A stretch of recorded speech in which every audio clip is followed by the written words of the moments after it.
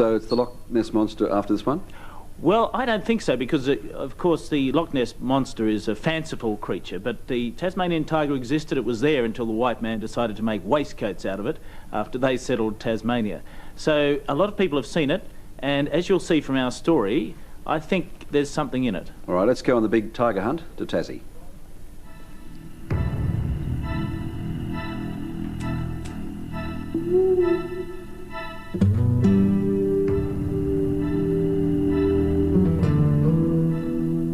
Work your way along the back roads of Tasmania and you might get the eerie sensation that something's watching you. It's easy to understand how this lush little piece of Australia, so different to the wide brown plains of the mainland, could continue to hide some of nature's secrets. Could it be that the Tasmanian tiger is still out there, somewhere?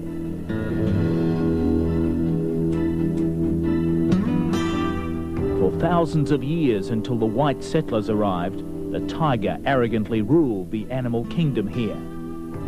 It's fascinating to think it may have cheated the early hunters and the law of nature to still survive in the Tasmanian bush.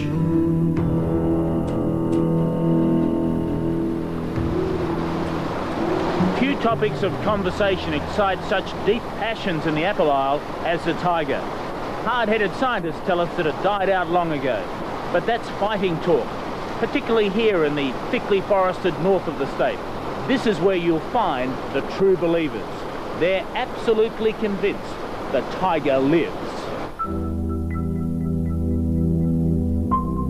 Many people who have grown up in what was typical tiger country around Launceston scoff at the doubting Thomases. Everything tells a story. See animal footprints, you know what they've been doing. Ned Terry is obsessed with finding the animal. He's been stalking the bush for years and even made an expedition to Irian Jaya recently in an unsuccessful search for a tiger-like creature there. He won't give up. Yes, What's that? That's an infrared detector in operation. That's when there's movement on the track here like that, the infrared detector picks up the movement and it activates a movie camera and a light. Well, you're going to elaborate means to capture this Tasmanian tiger, aren't you? Well, it's a very elusive animal and it takes some catching up with.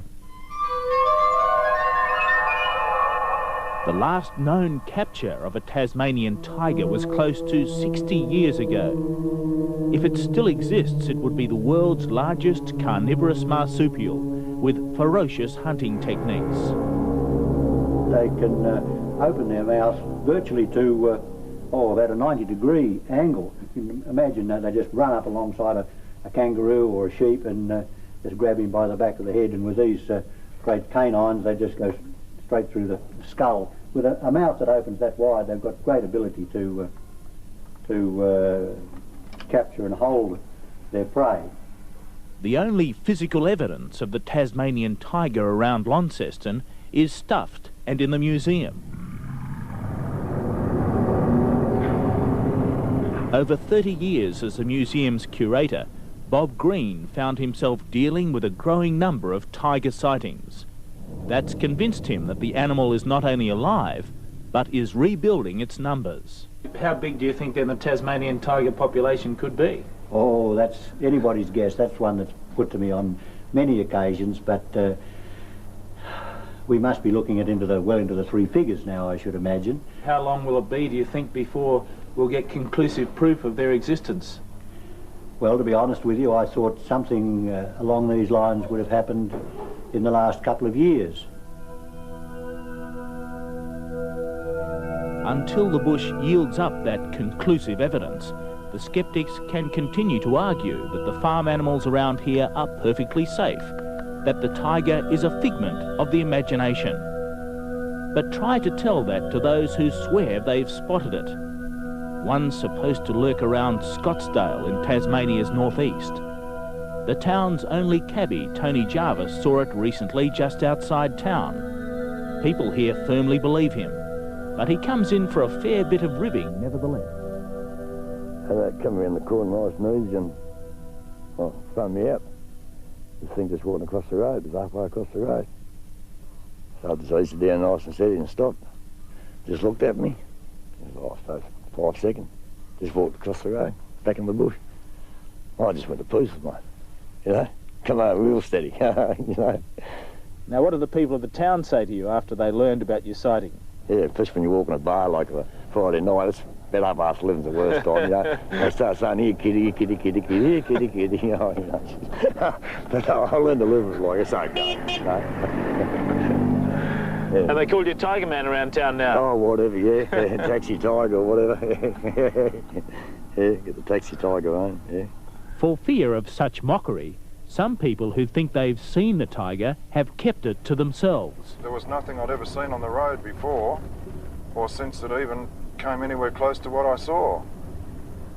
Was one of amazement, really.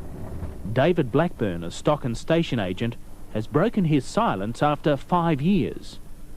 To this day, his recollection of what he saw as he was driving home late one night remains crystal clear.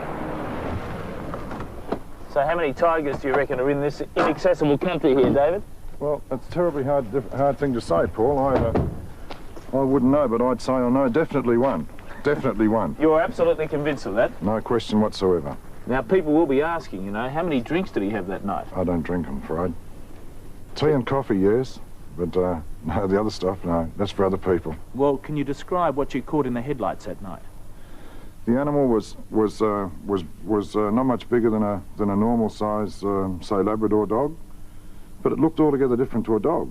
I've seen dingoes, I've seen foxes, but it didn't even look like that. But the outstanding features with it were the stripes down the side of it, number one. The second thing was the elongated tail that came more or less straight off the backbone of the animal. And then when it started to move off the road, a dingo or a fox or a dog, something like that, actually runs. Now this thing gyrated itself off the road as if it had arthritis in its joints. And, you know, there's nothing I've ever seen walks anything like it. Nothing. Once you've seen it and know that you've seen part of something that's supposed to be extinct, it's just, it's marvellous. It's absolutely marvellous.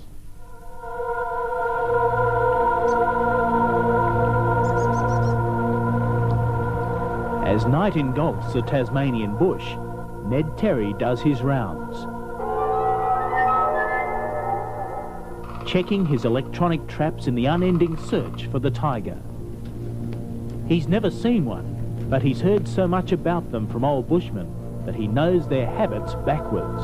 If they come to a campsite like this, come near, they'll probably prowl around about 100 metres out round the outside, and they'll make a funny sort of almost a growling, guttural sort of a noise. But if they're hunting and chasing a wallaby, which they do for their food, it's more of a yip yip, yip yip, yip yip at regular intervals. Now, Ned, some people might say you're a crank spending all this time in the bush looking for an animal that many say doesn't exist. What would you say to them? I just once again, I bide my time and I smile to myself and think one of these days you'll be most embarrassed, and I hope it happens. The sooner it happens, the more pleased I'll be. Now, Ray, I don't know where you stand on the Tasmanian tiger issue, but if you were to spend a night with Ned in the bush here, I'm sure you'd be convinced. And regardless of that, myth or reality, let's hope that the legend of the Tasmanian tiger never dies.